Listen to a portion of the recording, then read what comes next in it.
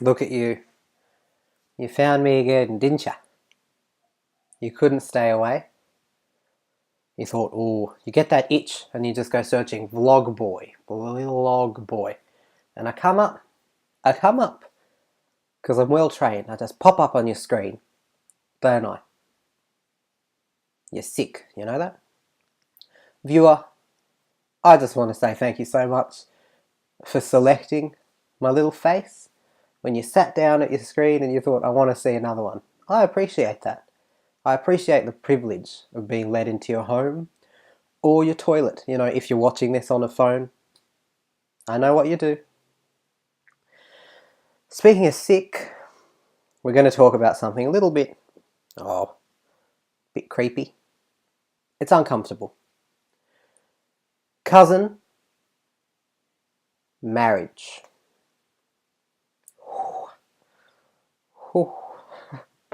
Yeah, that's right. It's the big one.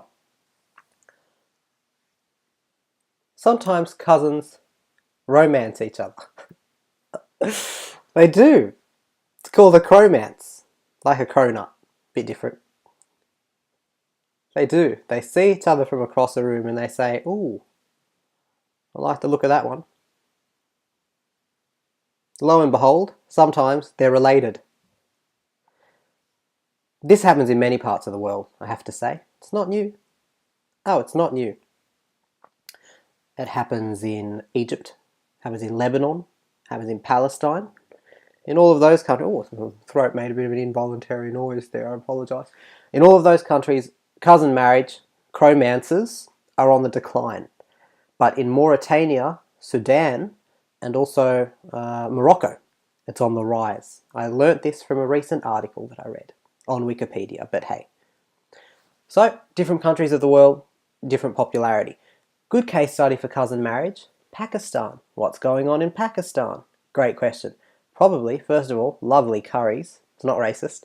Another thing that's happening in Pakistan is 70% of all Pakistani marriages are cousin marriages. Also in Pakistan, there's a high infant mortality rate, number of birth defects, and also blood problems. I'm not making it up. It's in the article I wrote, or read. If I wrote it, then it's in the article I wrote, and so it must be true. Here are two perspectives about cousin marriage. Okay, because I know you probably think, oh, it's a bit sick. I don't like it. This isn't the time for your judgment. Open your mind. Let's have a conversation. Robin Bennett, a University of Washington researcher who led a major study on cousin marriage, has said that much hostility towards married cousins constitutes discrimination. It's a form of discrimination that nobody talks about, he says. People worry about not getting health insurance. But saying that someone shouldn't marry based on how they're related, when there's no known harm, to me, is a form of discrimination. And then another fellow says, actually, that is a kind of conceit that science solves all moral questions, a fellow called William Salatin of Slate magazine. And then he asks the question, would uncle-niece marriage be okay? Robin? And he says it like that. He just looks at her. Robin? He has it out with Robin. And then they marry each other in the end. It's funny how romances can... But the point I'm trying to make is maybe it is a sliding scale. Maybe you can't just go with whatever's culturally appropriate because then you have no kind of measuring stick about what is inappropriate. Hey, I don't know. I will say that cousin marriage is outlawed in many parts of the world, in the United States. Many parts of the United States. Let me see where else it's outlawed for you. Something about parts of Europe, I believe. You know, it's not okay in parts of Europe. Northern Europe maintained a small proportion of first cousin marriage for centuries. For example, the marriage of Louis the 14th of France and Maria Theresa of Spain was a first cousin marriage on both sides. So they only had 4 grandparents between them. And we all know how biologically healthy the royals are. I'm sorry, that was a low shot. But it began to fall out of favour in the 19th century as people, especially women, became socially mobile. And so then Austria, Hungary and Spain banned all cousin marriages. Other parts of the world where it's banned include the Philippines. Did you know that? They say, no! You go up to your cousin in the Philippines probably just to have some punch at Christmas. Hey, how you going? And they look at you. There's always a government official there looking at you, and he has a big stick, and the stick says civil law.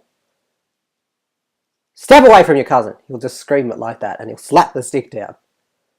They're very demonstrative, the Filipinos. No! Not your cousin.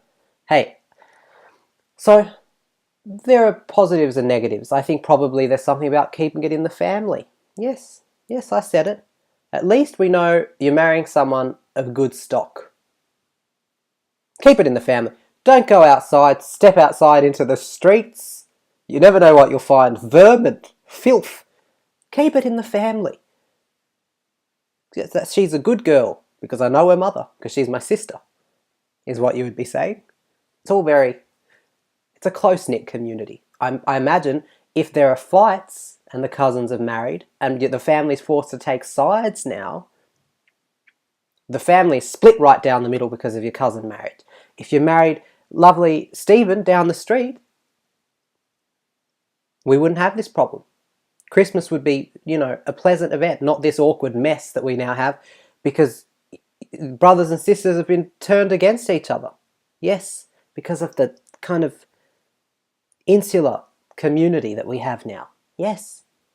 Pros and cons. How about this? How's this for a difficult question? Are your own parents cousins? Don't answer it, because you answer it in the workplace and you'll get some looks. I have seen it happen. Yes. Awkward. Because there's a prejudice. That's all I'm saying. So, what are your thoughts about cousin marriage? Comment below. Thank you for sharing. Keep it civil. Let's have a conversation. Thank you for watching another episode of The Vlog Boy. And if you've married your cousin, I'd love to hear your perspective.